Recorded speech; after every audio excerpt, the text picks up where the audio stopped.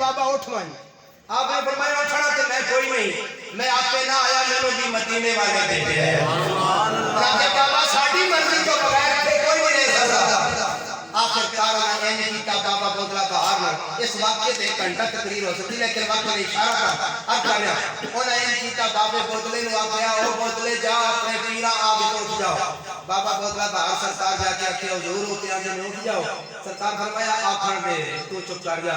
दूसरा दिन आया, तीसरा दिन आया, उन्हें आख्या बोतले तेरे समझ नहीं आ रही, असा समझते जाओ उठ जाओ, तेरा पीर भी तो उठे तो नहीं उठ जा।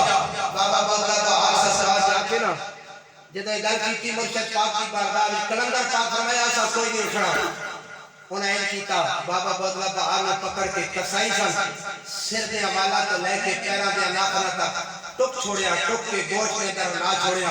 एक गल चलने जदों पहुंची हजरत लाल ससदार तबारक अल्लाह सुभान अल्लाह कुछ कह दे सुभान अल्लाह। एक गल चलने जदों पहुंची कलंदर पाक उस वेले अल्लाह दा वली जलाल उठाया। आपने ऐ समझे देखो ऐ हाथ का इशारा कीता ते शहर सारा उल्टा हो गया। सुभान अल्लाह। पहले ऐसा सुनते सामने अपनी अखा नाल देख आया, शहर उल्टा हो गया। किसी आख्या कलंदर पाक ने रोज उसा दा मरीद ते कसाईयां टुक के गोश्त विच पा छोड़िया। हां फरमाया मैंने जदों मरीद की लोड़ हुई मैं आपे बुला लावांगा। इस बात में मेरे भाई पता लगा सारे वाले नहीं होते जदों शाम दा वेला आया कलंदर पाक ने आवाज मारी। सुभान अल्लाह।